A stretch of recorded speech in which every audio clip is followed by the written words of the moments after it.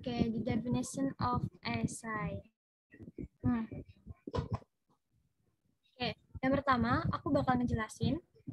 Jadi perlu diketahui semuanya kalau esai itu adalah bagian dari karya tulis ilmiah. Nah, jadi sebelum itu kita bakal ngejelasin apa itu karya ilmiah. Nah, karya ilmiah sendiri, teman-teman, adalah menurut Syamsuddin, dia mengatakan bahwasanya karya ilmiah atau yang bisa disebut berupa tulisan ilmiah adalah suatu naskah yang membahas suatu masalah tertentu atas dasar konsepsi keilmuan tertentu dengan memilih metode penyajian tertentu secara utuh, teratur, dan konsisten. Yang mana ragam karya tulis ilmiah itu terdiri dari berbagai macam berdasarkan fungsinya. Menurut pengelompokannya itu sendiri dikenal dengan ragam karya ilmiah, yang mana di dalamnya ada contoh-contohnya itu ada makalah, esai, KTI, skripsi, tesis, dan disertasi. Nah, ya yang aku bilang tadi kan esai itu adalah termasuk ke dalam karya ilmiah gitu teman-teman. Dia adalah suatu tulisan yang didasarkan dari suatu analisis atau pencarian data sebelumnya gitu. Nah, next. Nah, baru kita akan langsung masuk ke dalam apa itu esai. Oke, esai sendiri, teman-teman, adalah suatu tulisan yang menggambarkan opini penulis tentang subjek tertentu yang dicoba untuk dinilainya. Esai bertutur tentang kejadian yang diketahui atau dipahami tentang sesuatu yang terjadi di masyarakat atau lingkungan. Dengan demikian, mengandung fakta atau pengalaman. Dan yang terakhir, esai itu berisi pendapat atau pandangan penulis tentang hal yang dibicarakan, atau artinya menguatkan argumentasi dan bersifat subjektif. Nah, jadi teman-teman, sebenarnya esai itu bukan hanya tulisan, semata-mata tulisan belaka. Namun, di sini yang dihadirkan dari esai itu adalah ada tulisan ilmiah yang di dalamnya mengandung arti, yang mana mengandung arti dalam hal ini itu kayak kita itu mengulik sesuatu permasalahan yang ada dan terjadi di lingkungan sekitar kita. Nah, biasanya esai itu teman-teman ditulis berdasarkan teori atau teori yang nantinya dikemukakan melalui opini si penulis tentang hal-hal yang udah didapati sebelumnya. Gitu. Jadi sebelum menulis esai itu mereka melakukan riset dan penelitian untuk bisa menulis esai itu gitu. Mau dia baca buku atau mungkin melakukan dengan penelitian kualitatif ataupun kuantitatif. Nah, selanjutnya, kalau kita berbicara esai, jadi apa-apa aja sih struktur esai gitu ya, teman-teman.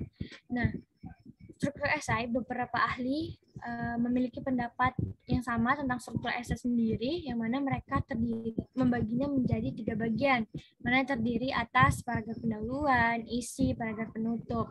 Pada bagian pendahuluan berisi pernyataan umum tentang topik yang akan dibahas. Nah, selanjutnya, selain itu juga berisi latar belakang dari topik.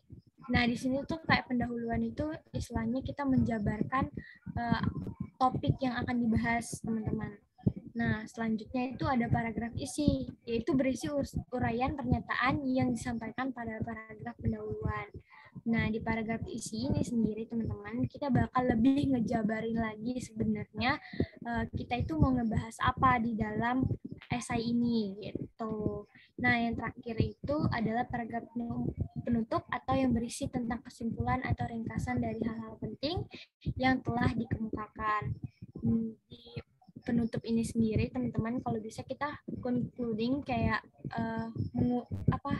kasih suatu penutup yang mana isinya itu menguraikan tentang tulisan kita di isi dan pendahuluan, yang mana di penutup itu teman-teman kalau bisa kita tuliskan yang mana isinya itu biasanya berisi hal-hal penting yang mau bener-bener kita tekanin lagi nih dari tulisan kita itu apa gitu, yang didapat dari tulisan kita itu nantinya apa gitu teman-teman.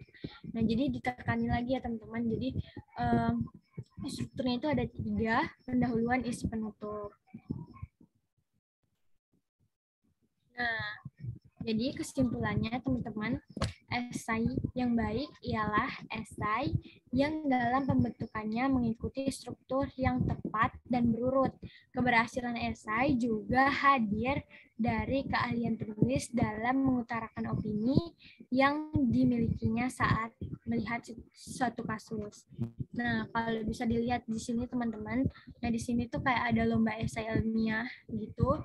Nah, di sini itu ada kayak subtema. Di sini ada tema. Yang mana temanya itu ada peran industri pertambangan untuk mewujudkan Indonesia maju. Nah, subtemanya itu ada kesehatan, ada inovasi teknologi, sosial, politik, dan development. Istilahnya gambaran buat memulai esai itu gini ya teman-teman, kayak ada lomba-lomba esai gitu.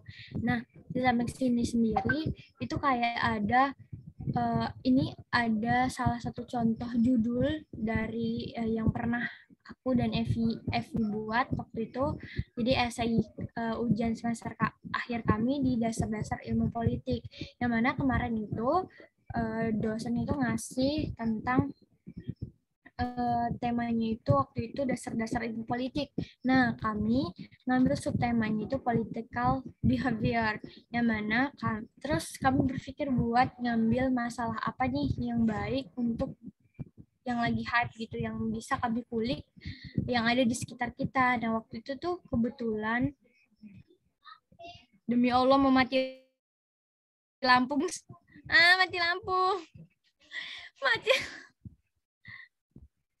Mati lampu, nggak ada jaringan ya tempat aku, demi Allah.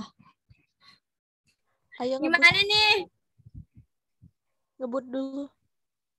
Ya, ya udah ya. Kalau ya di sini tuh ada ujian akhir yang mana kami ngambil judul urgensi pengawasan perilaku politik yang menyimpang dalam kontestasi pemilu. Nah, cukup sekian materi dari pengertian esai ini. Bagi selanjutnya kan isinya itu kan menguraikan hal-hal penting gitu kan, atau penekanan yang dimaksudkan dari tulisan tersebut. Nah, itu seperti rangkuman gitu ya, rangkuman dari pembahasan isinya. Atau gimana? Bisa bilang gitu, tapi biasanya kayak ngerekap ulang aja hasil yang udah didapat sebenarnya gitu, tapi kayak lebih dijadiin satu gitu.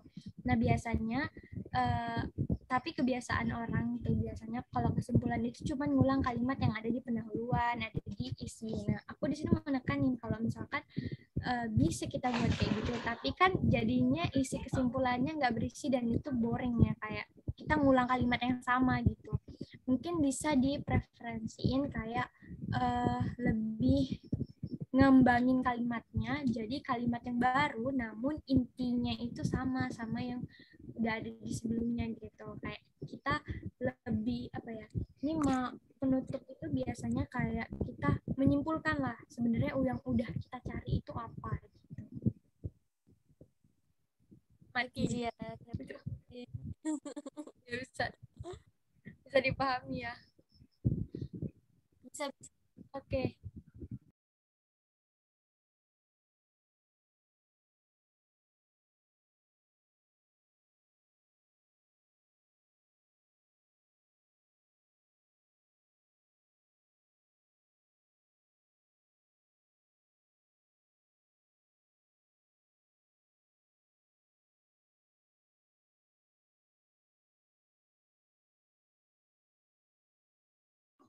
Oke, assalamualaikum warahmatullahi wabarakatuh. Bisa dengar suaranya? Bisa. Bisa, Siti. Selamat malam semuanya. Malam. Terima kasih buat yang udah gabung di kelas hari kedua, yang mana kelas hari ini kita bakalan mau ngepresentasiin hasil diskusi kita. Kok hasil? Pak, sana, Mas, jangan.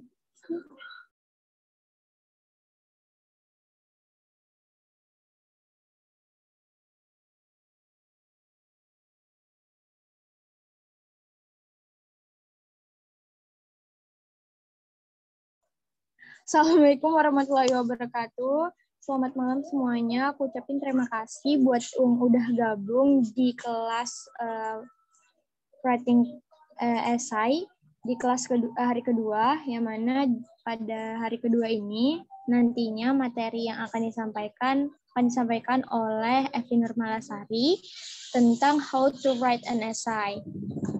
Yang mana nanti itu di dalamnya akan dijelasin gimana sih struktur dari esai itu sendiri. Jadi tanpa berlama-lama, kepada Evi Nurmalasari, waktu dan layar dipersilakan. Baik, di sini saya akan menjelaskan how to write an essay. Di bawahnya nantinya ada essay format, introduction, body, conclusion, thesis statement, dan topic sentences.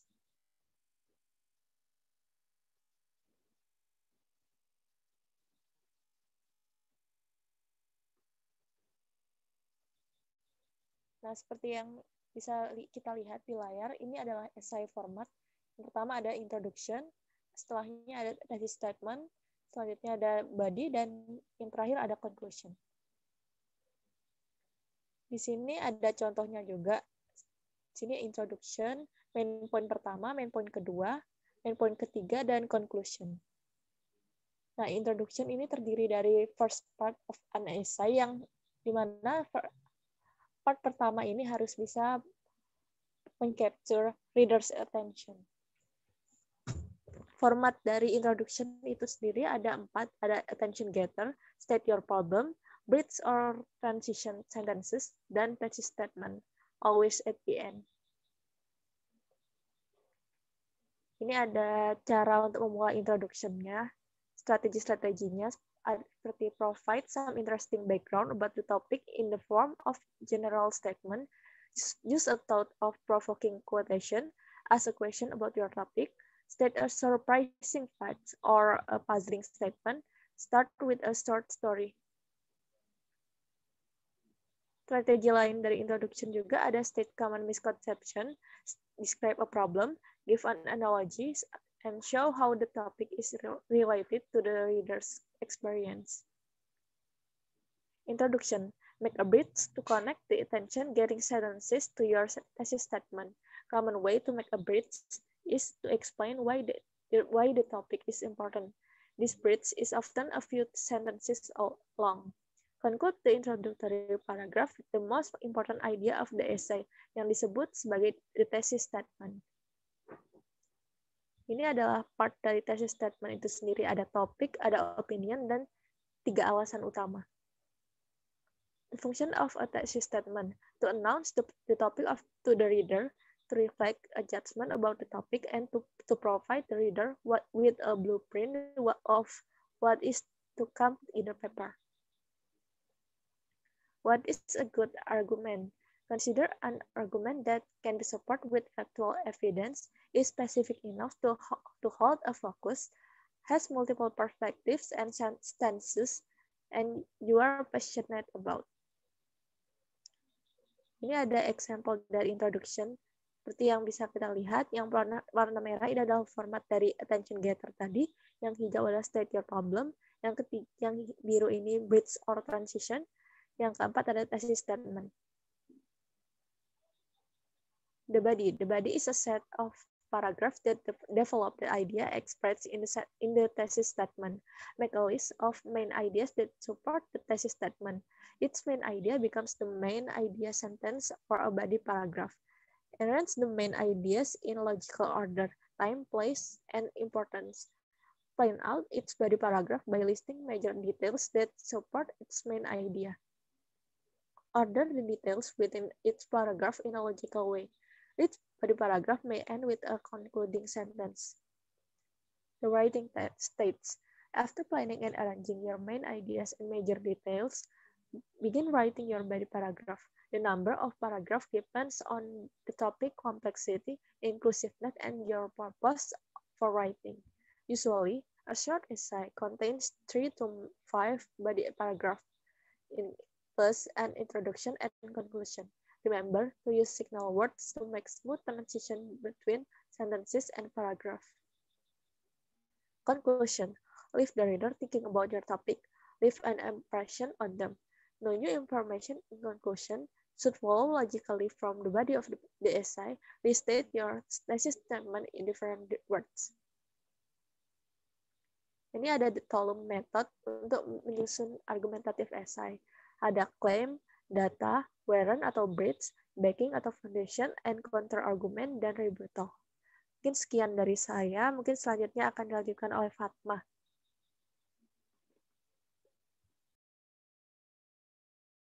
Saya kembalikan kepada Siti terlebih dahulu. Oke, terima kasih atas penjelasan yang baik, yang mana tadi kita udah ketahuin banyak banget itu.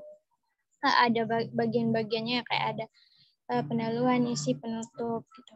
Nah, dari itu mungkin teman-teman ada yang mau bertanya atau mungkin ada yang penasaran nih atau kurang paham tentang apa yang disampaikan tadi.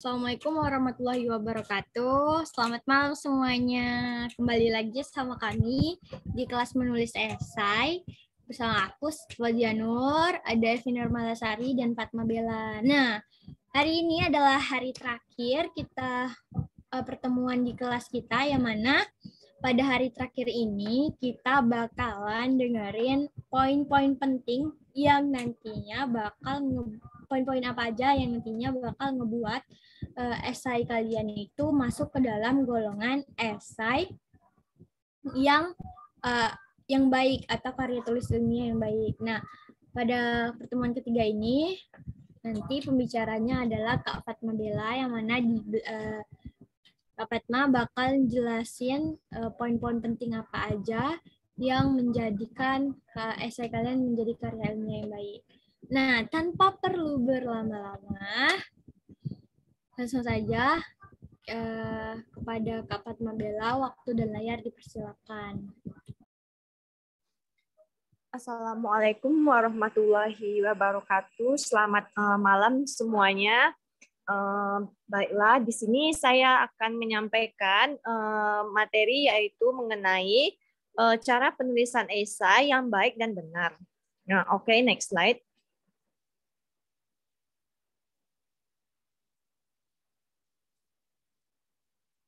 Yang pertama itu kita harus menentukan tujuan penulisan dalam esai. Nah, untuk memudahkan dalam menuliskan sebuah esai, kita harus menentukan tujuan dari penulisan esai tersebut. Hal ini bertujuan untuk memudahkan kita dalam menentukan format esai yang tepat. Oke, selanjutnya. Yang kedua itu pada tahap ini kita membuat kerangka tulisan.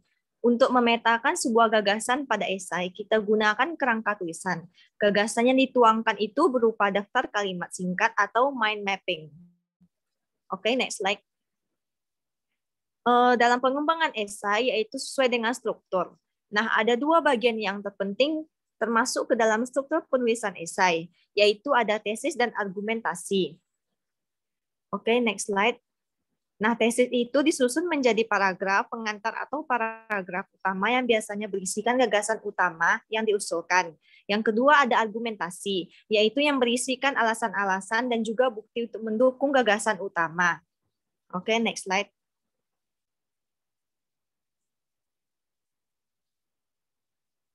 Yang keempat itu ada setiap paragraf ini memiliki kalimat utama. Tujuannya itu untuk memberi fokus dari argumentasi yang akan disampaikan dan berisikan informasi penting dan juga dipadukan dengan kalimat-kalimat khusus yang bisa mendukung gagasan yang akan disampaikan pada esai. Yang kelima itu ada penggunaan kosakata formal atau objektif. Usahakan untuk menggunakan kosakata yang formal agar meningkatkan kualitas dalam penulisan esai. Oke, next slide. Yang keenam itu ada penggunaan bukti dan contoh efektifnya. Jadi bukti dan contoh yang efektif itu tujuannya untuk meyakinkan si pembaca. Bukti ataupun contoh ini bisa diambil dari gagasan-gagasan para ahli atau pakar-pakar yang lain sesuai dengan hal yang dituliskan dalam penulisan esai. Sekian itu tadi cara penulisan esai yang baik dan benar. Saya serahkan kepada Siti. Oke, makasih sebelumnya atas penjelasannya. Yang bagus sekali tadi udah jelasin ngasih gimana nih poin-poin penting apa aja yang nantinya ngebuat esai kita itu jadi baik. Oke, kepada teman-teman yang ingin bertanya dipersilakan.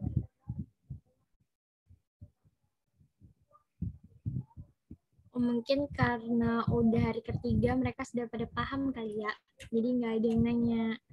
Jadi karena nggak ada yang nanya, karena mungkin udah pada paham, jadi karena presentasi dari Kak Fatma tadi adalah presentasi terakhir yang ada di kelas kita, yang mana jadi pertemuan terakhir kita.